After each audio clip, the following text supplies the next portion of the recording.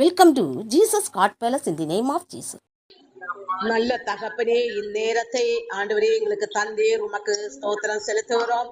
ஆண்டவரே, நாங்கள் ஒருமித்து உண்மை குறித்து மகிமைப்படுத்த உண்மை வாசம் செய்ய எங்களுக்கு உதவி பண்ணிடுறீர். ஆண்டவரே, உண்மை நன்றியோடு பார்க்கிறோம். ஆண்டவரே, இந்த ஜப நேரத்தை உமது கரத்தில் கொடுக்கிறோம். தொடக்கம் முதல் முடிவு வரை நீர் ஆசீர்வாடுவீராக. ஒவ்வொரு பகுதியையும் ஆசீர்வாதமாய் நடத்தி செல்வீராக. மகிமைப்படுத்தும், எங்களை மகிமைப்படுத்தும். இயேசுவின் நாமத்தால் ஜெபிக்கிறோம் ஜீவன்ல நல்ல பிதாவே, ஆமீன். இப்போதும் நாம் வசனங்களுக்கு கடந்து செல்வதற்கு முன்பாக நாம் தேவனை முதலாவதாக துதித்து மகிமைப்படுத்துவோமாக.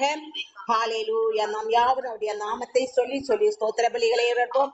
ஹalleluya. ஸ்தோத்திரம் ஆண்டவரே, துதிக்கு பாத்திரரே, சுத்தர். ஹalleluya ஹalleluya. எங்கள் ஆராதனைக்குரியவரே நீர் பரிசுத்தர். ஹalleluya ஹalleluya. ஸ்தோத்திரம் துதிக்கு பாத்திர நம்முடைய தேவன், துதிக்கு பாத்திர. ஹalleluya ஹalleluya. ஸ்தோத்திர பலிகளை ஏறெடுக்கிறவன் தேவனை மகிமைப்படுத்துகிறான் என்று சொல்லப்பட்டிருக்கிறது. நாம் அவருடைய நாமத்தை சொல்லி ஸ்தோத்திரங்களை ஏறெடுப்போம் ஆக. ஹalleluya ஹalleluya. யெகோவா தேவனே ஸ்தோத்திரிக்கிறோம். ஹalleluya. யெகோவா ஈரே ஸ்தோத்திரிக்கிறோம். பரிசுத்த தேவனே ஸ்தோத்திரிக்கிறோம். பரலோக தேவாதி தேவனே ஸ்தோத்திரிக்கிறோம். எங்கள் ஆராதனைக்குரியவரே ஸ்தோத்திரிக்கிறோம். ஹalleluya ஹalleluya. எங்கள் கண்மலையாகிய தேவனே ஸ்தோத்திரிக்கிறோம். நீர் பரிசுத்த சேனைகளின் கர்த்தாவே, நீர் பரிசுத்த மாற்றுமை நிறைந்தவரே, நல்லவரே ஸ்தோத்திரிக்கிறோம். நன்மைகளின் நாயகனே, ஹalleluya ஹalleluya. தேவாதி தேவனே ஸ்தோத்திரிக்கிறோம். ஹalleluya ஹalleluya. அற்புதர் நம்முடைய தேவன் அற்புதர். அதிசயங்களை காண பண்ணுகிற சர்வ வல்லவரே ஸ்தோத்திரிப்போம். அவருடைய வல்லமையான கரங்களுக்காக ஸ்தோத்திரம். மகத்துவம் நிறைந்தவரே ஸ்தோத்திரிக்கிறோம். மாற்றுமை நிறைந்தவரே ஸ்தோத்திரிக்கிறோம். மாறிடாத நல்ல நேசரே, ஹalleluya ஹalleluya. கிருபை நிறைந்தவரே ஸ்தோத்திரிக்கிறோம். ஹalleluya. நீர் பரிசுத்தர் சேனைகளின் கர்த்தாவே, நீர் பரிசுத்தர். ஹalleluya. நம்மை பரிசுத்தமாய் மாற்றுகிற தேவனவர். ஹalleluya ஹalleluya. நான் பரிசுத்தர், அதை போல் நீங்களும் பரிசுத்தராய் மாறுங்கள் என்று நமக்கு சொன்ன தேவனை ஸ்தோத்திரிப்போம். ஹalleluya ஹalleluya. பரிசுத்தம் உள்ளவன் இனியும் பரிசுத்தமாகட்டும் என்று நமக்கு கற்று தந்தாரே. ஹalleluya. நல்ல போதுகிறாய் இருந்து அவருடைய வார்த்தைகளை நமக்கு கற்று தருகிறாரே. நாம் நடக்க வேண்டிய பாதைகளை நமக்கு காண்பிக்கிற தேவனை ஸ்தோத்திரிப்போம். ஹalleluya. நரகாக்கினைக்கு விலக்கி நம்மை பாதுகாக்கிறாரே. ஹalleluya ஹalleluya. பரலோக ராஜ்யத்தை நாம் சுதந்தரிக்கும்படியாக பரலோக ராஜ்யத்தின் பாதையை நமக்கு காண்பித்து தருகிற தேவனை ஸ்தோத்திரிப்போம். ஹalleluya ஹalleluya. அவர் நல்லவர். இரக்கங்களினால் நம்மை மீட்டுக் கொண்டாரே. ஸ்தோத்திரிப்போம். ஹalleluya. கிருபை நிறைந்தவரே ஸ்தோத்திரிக்கிறோம். இரக்கத்தின் தேவனே, ஐஸ்வர்ய தேவனே ஸ்தோத்திரிக்கிறோம். ஹalleluya ஹalleluya. சமாதான பிரபு அவர். ஹalleluya. சர்வ லோகத்துக்கும் எஜமானனே, எங்கள் சமாதான பிரபுவே ஸ்தோத்திரிக்கிறோம். ஹalleluya ஹalleluya. வல்லவர் நல்லவர் அவர். மகத்துவம் நிறைந்த சர்வ வல்லவர். சேனைகளின் கர்த்தர் நம்முடைய தேவன், சேனைகளின் கர்த்தர். ஹalleluya ஹalleluya. பரிசுத்தர் சேனைகளின் கர்த்தாவே ஸ்தோத்திரிக்கிறோம். ஹalleluya ஹalleluya. கர்த்தாதி கர்த்தர், ராஜாதி ராஜா என்கிற நாமத்தை உடைய சர்வ வல்லவர், சர்வ லோகத்துக்கும் எஜமானனை ஸ்தோத்திரிப்போம். ஹalleluya. நீதியின் பாதையில் நம்மை நடத்துகிற தேவன், நித்திய ஜீவனை நமக்காக தருகிற தேவன், நமக்காக நித்திய ஜீவனை தரும்படியாக நம்மை அழைத்தாரே. ஹalleluya. அவருடைய நித்திய ஜீவ பாதையை நம்மை நடத்துகிறாரே. ஸ்தோத்திரிப்போம். ஹalleluya ஹalleluya. ஆண்டவரே ஸ்தோத்திரிக்கிறோம். ஹalleluya ஹalleluya. நித்திய ஜீவ பாதையை எங்களுக்கு கற்று தருகிறீரே. ஆண்டவரே ஸ்தோத்திரம். எங்களை பாக்கியவான்களாக, ஆண்டவரே நாங்கள் பாக்கியவான்களாக மாறும்படியாக சிறுமைப்பட்ட எங்களை மீட்டுக் கொண்டு உமது வழிகளை கற்று தருகிறீரே. ஸ்தோத்திரிக்கிறோம். ஆண்டவரே ஸ்தோத்திரிக்கிறோம். ஆவியில் எளிமை உள்ளவன் பாக்கியவான்கள் என்று சொல்லி ஆண்டவரே நாங்கள் உம்முடைய வழிகளை கற்று ஆவியில் எளிமை உள்ளவர்களாக மாறும்படியாக ஆண்டவரே ஸ்தோத்திரம். நல்ல போதுகளாய் இருந்து போதித்து நடத்துகிறீரே. ஸ்தோத்திரிக்கிறோம். ஹalleluya ஹalleluya. ஆண்டவரே ஸ்தோத்திரிக்கிறோம். துதிக்கு பாத்திரரே. ஹalleluya ஹalleluya. மாட்சிமை நிறைந்தவரே, மாறிடாத நல்ல நேசரே ஸ்தோத்திரிக்கிறோம். ஹalleluya ஹalleluya. யெகோவா ரப்பா, சுகம் தருகிறவரே, எங்களுக்கு விடுதலை தருகிற தேவாதி தேவனே, நீர் நல்லவர். மாட்சிமை நிறைந்த மகத்துவம் நிறைந்த சர்வ வல்லவரே, சர்வ சிருஷ்டிக்கும் எஜமானனே, நீர் நல்லவர். ஆண்டவரே தேவாதி தேவனே, கர்த்தாவே ஸ்தோத்திரிக்கிறோம். ஹalleluya ஹalleluya. மகத்துவம் நிறைந்தவரே ஸ்தோத்திரிக்கிறோம். அபிஷேக நாதனே ஸ்தோத்திரிக்கிறோம். அபிஷேக நாதனவர் அபிஷேகத்தால் நம்மை நிரப்பி நித்தம் நடத்துகிறாரே. நல்ல போதகராய் நம் வாழ்க்கையில் இருக்கிறாரே. ஸ்தோத்திரிப்போம். ஹalleluya ஹalleluya. நம்முடைய நாம் நினைப்பதற்கு என்பதற்கும் அதிகமாய் நமக்கு செய்கிற தேவனவர். நம் நினைவுகளை அறிந்த தேவனே ஸ்தோத்திரிப்போம். ஹalleluya ஹalleluya. எங்கள் நினைவுகளை அறிந்த தேவனே, எங்கள் நினைவுகளின்படியாக எங்களை நடத்துகிற தேவனே ஸ்தோத்திரிக்கிறோம். பலவீன நேரங்களில் பலப்படுத்துகிற தேவனவர். ஹalleluya ஹalleluya. பலவீன நேரங்களில் பலப்படுத்துகிற சர்வ வல்லவரே ஸ்தோத்திரிக்கிறோம். ஹalleluya ஹalleluya. எங்கள் அக்கினியாகிய தேவனே, எங்கள் கண்மலையாகிய தேவனே ஸ்தோத்திரிக்கிறோம். ஹalleluya நீர் பரிசுத்தர் பரிசுத்தர் சேனைகளின் கர்த்தாவே நீர் பரிசுத்தர் ஹalleluya மாட்சிமை நிறைந்தவரே யாரும் புகா ஒளிக்குள் வாசம் பண்ணுகிறவரே மே ஸ்தோத்திரிக்கிறோம் ஹalleluya ஹalleluya உன்னதமான தேவனே மே ஸ்தோத்திரிக்கிறோம் உயர்ந்தவர் உன்னதமானவர் ஹalleluya ஹalleluya இப்போதும் நாம் ஒரு பாடல் பாடலாம். ஜீவநதியே ஜீவநதியே என்னில் வாசம் செய்ய வாரும் என் உள்ளான உள்ளம் பூரணமாக வாரும். இந்த பாடலை நாம் பாடலாம்.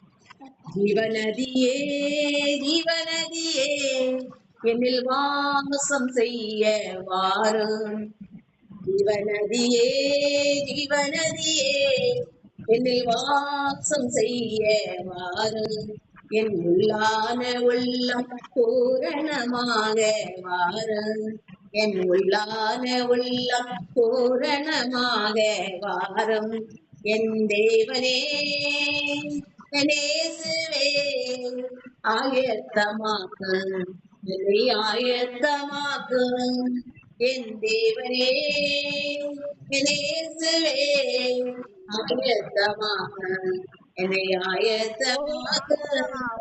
ஜீவநதியே ஜீவநதியே வாசம் செய்ய வாரும். ஜீவநதியே ஜீவநதியே என்னில் வாசம் செய்ய வாரும். என் உள்ள வாசலை திறந்தேன் உன் வார்த்தைகளால் நிரப்பும். என் உள்ள வாசலை திறந்தேன் உன் வார்த்தைகளால் நிரப்பும். கரத்தாரும் கரம் பிடித்து நடத்தும் தினமும் என்னோடு உறவாடும். கரம் பிடித்து நடத்தும் தினமும் என்னோடு உறவாடும். என் தேவனே என் இயேசுவே ஆயத்தமாக்க என்னை ஆயத்தமாக்க. ஜீவநதியே ஜீவநதியே என்னில் வாசம் செய்ய வாரும். என் வாழ்வை கொடுமையாக மாசில்லா உமை நான் பார்க்க. கரையான என் வாழ்வை புதுமையாக மாசில்லா உமை நான் பார்க்க. மறுரூப பயணத்தில் பங்கு கொள்ளணும் ஓம் ராஜ்யத்தில் ஓரிடம் பெற்றுக் கொள்ளணும். மறுரூப பயணத்தில் பங்கு கொள்ளணும் ஓம் ராஜ்யத்தில் ஓரிடம் பெற்றுக் கொள்ளணும். என் தேவனே இயேசுவே ஆயத்தமாக்க என்னை ஆயத்தமாக்க. ஆயத்தமாக்க என்னை ஆயத்தமாக்க. என் வாழ்வு பெருமையாகுமோ உம்மில் நான் வாழ வேண்டும். என் வாழ்வு பெருமையாகுமோ உம்மில் நான் வாழ வேண்டும். உம் அன்பால் என்னை நிரப்பும் கிருபையால் என்னை ஆட்கொள்ளும். உம் அன்பால் என்னை நிரப்பும் உம் கிருபையால் என்னை ஆட்கொள்ளும். என் தேவனே என் இயேசுவே ஆயத்தமாக்கும் என்னை ஆயத்தமாக்கும். ஜீவநதியே ஜீவநதியே என்னில் வாசம் செய்ய வாரும். என்னான உள்ளம் பூரணமாக வாரும். என் உள்ளான உள்ளம் பூரணமாக வாரும். இன்றைய செய்திக்கு நேராக நாம் கடந்து செல்லலாம். இன்றைய செய்தியை குறித்து நாம் பார்க்கும்போது நேசரின் காலம் இது. கண்மலை மேல் நிற்க வேண்டும். நாம இது நேசருடைய காலம். நேசருடைய காலம். நேசருடைய காலம் என்றால் தேவனுடைய காலம். தேவன் வருகிற காலம் இது. ஆகையினால் நாம் எப்படியாக இருக்க வேண்டும்? கண்மலையில் நிற்க வேண்டும். அவரோடு நாம் இருக்க வேண்டும். அவரோடு பேச வேண்டும். அவர் நம்மோடு பேசுகிறவராக இருக்கிறார். ஆகையினால் நேசரின் காலத்தை நாம் பயன்படுத்திக் கொள்ள வேண்டும். அவர் எப்போதும் இந்த காலம் வராது. இப்போது நமக்காகவே அந்த காலத்தை கொடுத்திருக்கிறார். ஆகையினால் அந்த காலத்தை நாம் பிரயோஜனம் உள்ளவர்களாக நாம் பயன்படுத்திக் கொள்ள வேண்டும் என்று யாத்திராகமம் 33ஆம் அதிகாரம் 21 நாம் பார்க்கும்போது இப்படியாக சொல்லப்பட்டிருக்கிறது. பின்னும் கர்த்தர் இதோ என்னண்டையில் ஒரு இடம் உண்டு, நீ அங்கே கண்மலையில் நில்லு. தேவனிடத்தில் அவரிடத்தில் ஒரு இடம் இருக்கிறது. நமக்காக அவர் ஆயத்தம் பண்ண இடம். அந்த இடத்தை பிரவேசிப்பதற்காக நாம் என்ன செய்ய வேண்டுமா? அவரண்டையில் நாம் சேர்ந்து கொள்வதற்காக கண்மலையில் நிற்க வேண்டும் என்று தேவன் சொல்கிறார். கண்மலையில் எப்படியாக நிற்க வேண்டும்? உபாகமம் 32:4 நாம் பார்க்கும்போது, அவர் கண்மலை, அவர் கிரியை உத்தமமானது, அவர் வழிகளெல்லாம் நியாயம், அவர் நியாயக்கேடில்லாத சத்தியமுள்ள தேவன், அவர் நீதியும் செம்மையுமான தேவன், அவர் நம்முடைய கண்மலையாகிய தேவன். கண்மலையாகிய தேவனை நாம் சேர்ந்து கொள்ள வேண்டும்.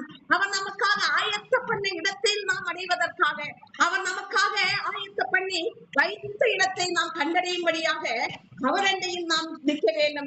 அவர் அந்த கண்மலையாகிய தேவனோடு நாம் இணைய வேண்டும். அவர் என் கண்மலை, அவர் கிரியை உத்தமமானது, அவருடைய கையின் கிரியை எப்படிப்பட்டதாக இருக்கிறது? உத்தமம் உள்ளதாக இருக்கிறது. அவர் வழிகள் எல்லாம் நியாயமாயிருக்கிறது. அவர் வழி நம் வழியாக இருக்க வேண்டும். நம் வழி நாம் எப்படியாக அவர் என் வழி எண்ணி ஒருவரும் பல்லவராட்சியத்தை தரிசிக்க முடியாது, பல்லவ தேவனை தரிசிக்க முடியாது என்று எப்படியாவது சொல்லி இருக்கிறாரோ அந்த வழியாக நாம் போக வேண்டும். அவர் வழியாகத்தான் போனால் தான் நம் பல்லவராட்சியத்தில் அவர் நமக்காக ஆயத்தம் பண்ண அந்த இடத்தை நாம் கண்டடைய முடியும், அந்த இடத்தில் நாம் பிரவேசிக்க முடியும். ஆகையினால் தான் தேவன் சொல்கிறார், அவருடைய கிரியை உத்தமமானது, அவர் கண்மலையாகிய தேவன், கண்மலையின் வெடிப்பில் நம்மை பாதுகாக்கிற தேவன். கண்மலையில் மோசையோடு அவர் பேசினார். மோசையோடு என்ன சொன்னார்? நீ கண்மலையில் வா, நீ இங்கே ஏறி வா, அப்போது நான் அங்கே உன்னோடு பேசுவேன் என்று. பாருங்கள், அவர் ஏறி வா என்பதும் சொன்னார். பாருங்கள், நம்மை இறங்கி வரவில்லை, நம்மை ஏறி போக வேண்டும் என்று சொல்லி இருக்கிறார். ஆகையினால் நாம் கண்மலையில் நிற்கிறவராக இருக்க வேண்டும். எப்போதும் தேவனோடு மலையில் உச்சிக்கு சென்று கண்மலையில் அவரோடு இருந்து நாம் பேச வேண்டும். மோசே அங்கே கடந்து செல்கிறார், அவருக்காக காத்திருக்கிறார். எப்படியாக அங்கே நாம பார்க்கும்போது 6 நாட்கள் அங்கே அவர் காத்திருக்கும் போது அங்கே ஒரு மகிழ்மை மேகம் அவரை மேல் நிலவிட்டது. அப்போது அவர் அங்கே பேச தொடங்குறவராக அங்கே வந்தார் என்று சொல்லப்பட்டிருக்கிறது. அவர் சொல்கிறார், நீ கண்மலையில் வா, கண்மலையின் வெடிப்பில் வைத்து உன்னை பாதுகாப்புவேன், வெடிப்பில் வைத்து உன்னை மறைப்பேன் என்று சொல்லி இருக்கிறார். தேவனாகிய கர்த்தர் நம்மை மறைக்க வேண்டும். அவருடைய மறைவில் நாம் இருக்க வேண்டும். அவருடைய மறைவில் நாம் எந்த அளவுக்கு நாம் இருக்கிறோமோ அந்த அளவுக்கு நாம் வெளியரங்கமாய் நாம் கடந்து செல்கிறவராக இருப்போம். ஆகையினால் தேவனுடைய மறைவுக்குள் நாம் இருக்கிறவர்களாக இருக்க வேண்டும். அவருடைய வழிகள் எல்லாம் நியாயமாக இருக்கிறது. அந்த வழியாக அந்த நியாய பாதையில் நாம் கடந்து செல்கிறவராக இருக்க வேண்டும். சத்தியம் உள்ள தேவனவர், நீதியின் செம்மையானவர். உபாகமம் 8:15 நாம் பார்க்கும்போது, உன்னுடைய பின் நாட்களில் உனக்கு நன்மை செய்யும் பொருட்டு உன்னை சிறுமைப்படுத்தி உன்னை சோதித்து ஒளிவாய் சர்ப்பங்களும் தேள்களும் தண்ணீர் இல்லாத வறட்சியும் உள்ள பயங்கரமான பெரிய வனாந்தர வழியாக உன்னை அழைத்து வந்தவரும், உனக்காக பாறையான கண்மலையில் இருந்து தண்ணீர் புறப்பட பண்ணவரும் அவரே. பாருங்கள், அவர் எங்கே எப்படியாக சொல்கிறார், கண்மலையாகிய தேவன் நம்மை எப்படியாக அழைத்தாராம், உன்னுடைய பின் நாட்களில் உனக்கு நன்மை செய்யும்படி. நம்முடைய வாழ்க்கையில் இப்ப கஷ்டமாக இருக்கிறதா? அவர் எதற்காக அவர் இஸ்ரவேல் ஜனங்களை அடிமைத்தனத்திலிருந்து கொண்டு வந்து அப்படியாக நடத்தும் போது அவர் சொல்கிறார், நீ ஒரு நாள் அடிமையாக இருந்தாய், ஆகையால் நீ யாரையும் அடிமைப்படுத்தாதே என்று அவர்களுக்கு எச்சரிக்கை கொடுத்தார். ஏனெனில் யாரையும் நீ அடிமைப்படுத்த கூடாது. நீ அடிமைத்தனத்தில் வாழ்ந்த போது எவ்வளவு கஷ்டப்பட்டாய் என்று உனக்கு தெரியும். ஆகையினால் உன் மூலம் இனி ஒருவர் அடிமை ஆகக்கூடாது என்று தேவன் அவர்களுக்கு அங்கே கட்டளை கொடுத்தார் என்று நாம பார்க்கிறோம். அப்படியாக அவர் இங்கே சொல்கிறார், உன்னுடைய பின் நாட்களில் உனக்கு நன்மை செய்யும் பொருட்டு, நமக்கு நன்மை செய்யும் பொருட்டுதான் அவர் என்ன பண்ணினாராம், சிறுமைப்படுத்தினாராம். உன்னை சிறுமைப்படுத்தி உன்னை சோதித்து கொள்ளுவாய் சர்ப்பங்களும் தேள்களும் தண்ணீர் இல்லாத வறட்சியும் உள்ள பயங்கரமான பெரிய வனாந்தர வழியாய் உன்னை அழைத்து வந்தவரும். அப்ப அவர் எப்படியாக அழைத்து வருகிறாராம், நாம் எப்படியாக அவரோடு இருக்கிறோம், இந்த சோதனை காலகட்டத்தில் நாம் எப்படியாக அவரோடு நெருங்கி இருக்கிறோம், அவருடைய பரலோகராஜ்யம் நமக்காக ஆயத்தப்பட்ட இடத்தை நாம் சுதந்திரிப்பதற்கு தகுதி உள்ளவர்களாக இருப்போமா என்பதற்காக அவர் சோதிக்கிறவராக இருக்கிறாராம். பாருங்கள், உன்னுடைய பின் நாட்களில் உனக்கு நன்மை உண்டாகும் பொருட்டு, பின் நாட்கள் நம்முடைய பின் நாட்களில் நமக்கு மகா பெரிய ஒரு நன்மை இருக்கிறது. அந்த நன்மையை நாம் பெற்றுக் கொள்ள வேண்டும். அந்த பரலோகத்தில் நமக்கு பெரிய நன்மை இருக்கிறது. அந்த நன்மை நாம் பெற்றுக் கொள்கிறவர்களாக இருக்க வேண்டும். ஆகையினால் அந்த நன்மையை பெற்றுக் கொள்வதற்காக அவர் நம்மை சிறுமைப்படுத்தி உன்னை சோதித்து, அவர் சோதிக்கிறார், சிறுமைப்படுத்தி சோதித்து கொள்ளிவாய் சர்ப்பங்களும் தேள்களும் தண்ணீரும் இல்லாத தண்ணீர் இல்லாத வறட்சியும் உள்ள பயங்கரமான. அப்ப அங்க என்னெல்லாம் இருக்கலாம், கொள்ளிவாய் சர்ப்பங்கள் இருக்கலாம், நம்மை சிறுமைப்படுத்தி நம்மை சோதிக்கும் போது இவையெல்லாம் நம்மை நெருங்குமா? கொள்ளுவாய் சர்ப்பங்களும் தேள்களும் அதெல்லாம் நம்மை தேடி வருமா? அப்போது நாம் எப்படியாக நிற்க வேண்டும்? அதை எதிர்த்து நிற்க வேண்டும்.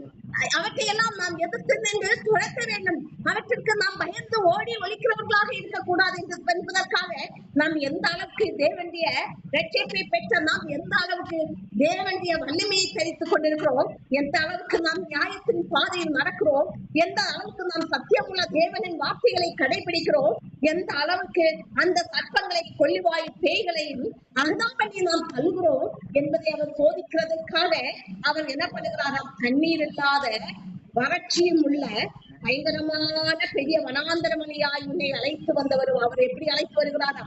பெரிய வனாந்தரமொழியாய் அழைத்து வருகிறாராம். இப்படியாக தேவன் நம்மை என்ன பண்ணுகிறார்?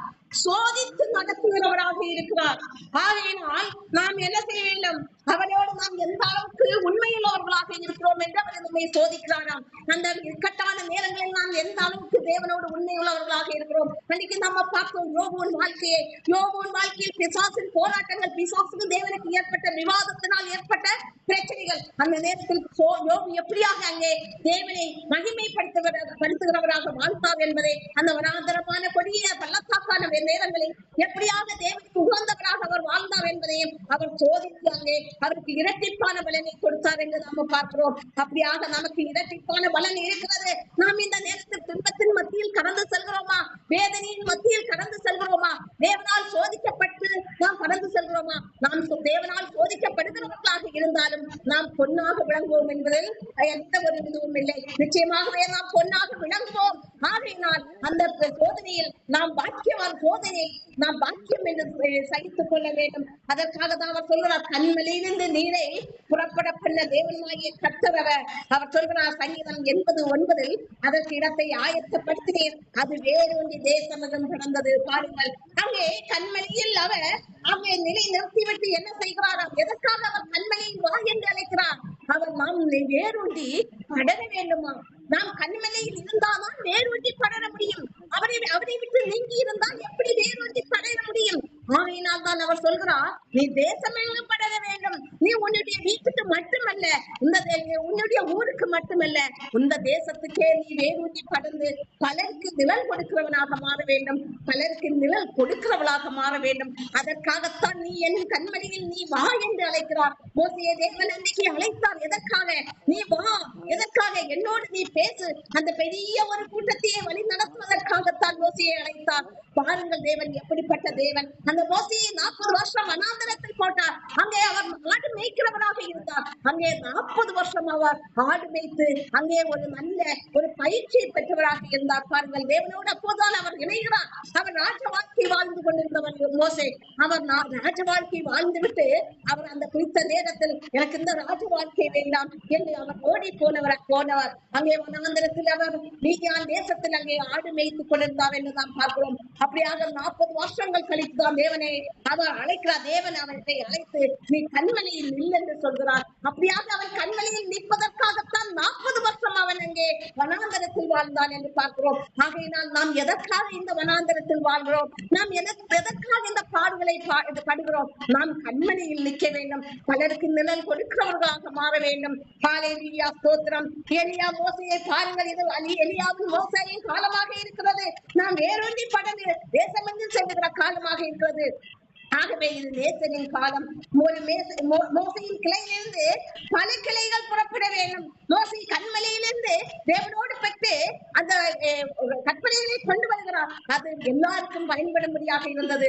அப்படியாக மோசையிலிருந்து பல கிளைகள் திறந்து அது உழைத்து அது புறப்பட்டு தேசம் எங்கும் வேறுங்க வேண்டும். அதே போல் எலியாக்களிலிருந்து பல எலியா கிளைகள் தோன்றி அவைகள் தேசம் எங்கும் புறப்பட்டு செல்ல வேண்டும். அதற்காகத்தான் தேவன் அழைக்கிறார். உன்னை எதற்காக அழைக்கிறார்? நீ கண்மலையில் நில்லு, அப்போதுதான் அங்கே நீ வேரூன்றி படர முடியும் என்பதற்காகத்தான் அவர் அப்படியாக சொல்கிறார். மோசையிலிருந்து உருவான மோசைகள் புறப்பட வேண்டும், எலியாவிலிருந்து உருவான எலியாக்கள் தேசமெங்கும் செல்ல வேண்டும். அதற்காகத்தான் தேவன் கண்மலையில் நிற்க சொல்கிறார். அவர் நமக்கு காண்பித்தாரே கண்மலைக்கு செல்ல வேண்டிய வழி எங்கே என்று நாம கேட்கலாம். எப்படியாக கண்மலையில் நிற்பது? நாம நினைக்கலாம் கண்மலையில் நில் என்று சொல்லி இருக்கிறவரே ஆண்டவர், நீ என்னோடு கண்மலையில் வா பேச என்று சொன்னாரே, எப்படி எப்படி நாம் கண்மலையில் செல்வது, அதற்கான வழி என்ன என்று நாம் ஆராய்ந்து பார்த்தோம் என்றால் அவர் நமக்கு காண்பித்தாரே கல்வாரி மலை.